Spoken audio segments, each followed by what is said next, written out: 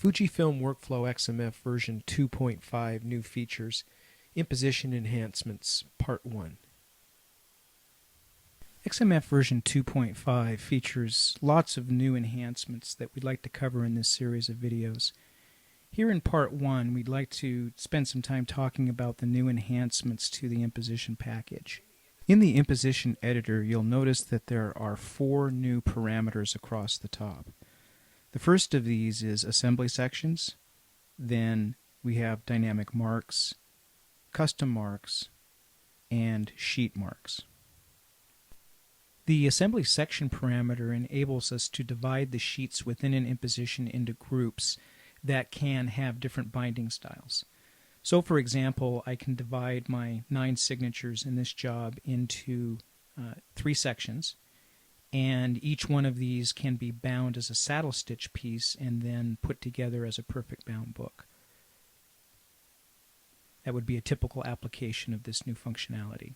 And then once the sections are created, these can be changed to a different binding style. And if I choose to delete a section, I would simply highlight between them and put those back together into the same group to be handled together. So with each assembly section that is created, XMF will automatically repaginate based on the binding style for that group. So again, at sheet 4, if I create a new section, this now will repaginate this accordingly. The end result is I now have 3 separate saddle-stitched groups, which can then be stacked and perfect bound to create a finished product. And along with the assembly sections enhancement on the sheet parameter, we now also have the ability to drag and drop each of the signatures within the group. So I can take bindery signature 1 and simply drag it down to become bindery signature 2. Next, the dynamic marks have been nicely reorganized into collapsible menus for each type of mark.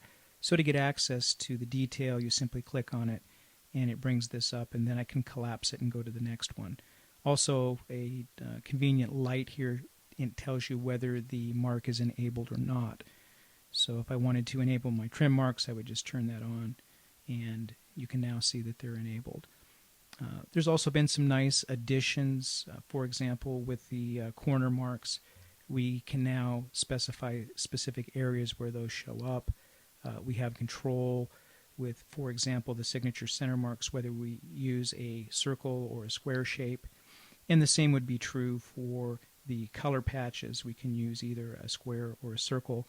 And it now has the ability to display type within the patch for the type of separation, whether it's CMYK or a spot color.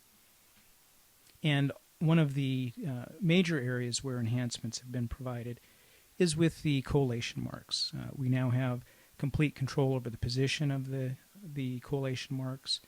We can actually add a signature identifier and specific user text if we like, with control over the size and the type of font that is used. Also, a better description label has been provided for the signature marks and the corner marks. This used to say signature register marks and corner register marks. It was more appropriate to call these trim marks. You'll notice that the sheet edge marks have been moved to their own parameter tab now called sheet marks. So like before, we would enable our sheet edge marks, then place our guides and control their size and position just as before. But in addition to that, we now also have the ability to create dynamic color bars within our layout, or as it's called in XMF, press control strips. And we can define a number of parameters, the patches themselves, CMYK, tints, if we want to have different tints of the CMYK, spot colors, our trap colors, red, green, blue, possibly a gray patch or maybe a neutral gray patch, and you can add additional custom patches as well. We can also control how far into the sheet in terms of the paper margin that the color bar would appear so it doesn't run off the edge of the sheet, its alignment and direction. Then when we hit update, it will add that now as a dynamic mark to our press sheet. And then we can control the position of this relative to either the plate or the press sheet. So let's say, for example, that I select this and I want to establish that my origin is going to be the top center of my paper, and that the mark itself's origin is going to be the top center of the mark. And I can say that I want this always to be left to right set to 0, and that I want it to be down 1/2 of an inch into the press sheet. Then by linking this, regardless of any change that I make to my plate or press sheet, it will maintain this relative position. So let's take an example of how this dynamic color bar now will work with changes that we make to the press sheet. And while I'm doing this, I would like to also show you that the same principle applies to any folding pattern or work that's in your layout. So if I select this imposition, I can also establish that I want a reference point here to be the bottom of the press sheet, the paper, and that I want to set a reference point to my signature. And this is new in version 2.5. I can say that I would like this to be relative to the trim, the bleed, or the clip margin. In previous versions of XMF, you could only assign it to the clip margin, and if you needed to establish a trim or bleed, you had to use a combination of shift-click keys to do that. It's now in the actual reference setting. So we set that as the trim, and then we say that we want this to be exactly 1/2 of an inch up from the bottom of the press sheet. And again, by linking it, any change that I make to my press sheet, it will maintain that relative position. So now we decide that we want to go from a 2840 press sheet to a 3825.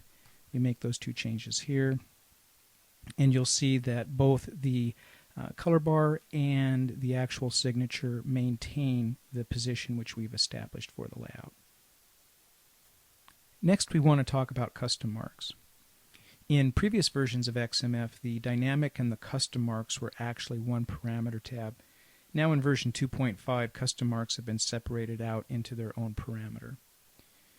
And as previously, we have the ability to place any PDF file as a mark within our layout, such as a color bar, and the same positioning controls, cropping, outputting to plate, proof, PDF export, that all remains the same.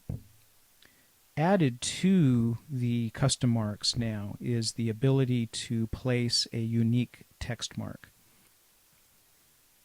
And to create a new text mark, you simply click New, then drag and drop onto your layout,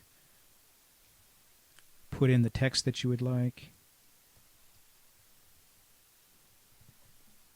then you can pick a font, point size, rotation.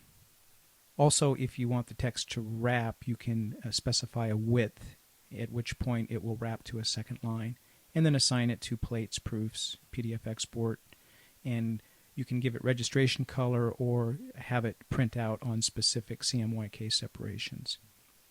We hit Update. And then from here we can also position this exactly to the plate or the press sheet. So in this case I'm going to pick the plate and the bottom right corner of the mark itself and say that from the plate edge I'd like it to be in 1/2 of an inch and maybe up 1 inch from the bottom. Click Update, and then we can link it so that it's always going to maintain that position.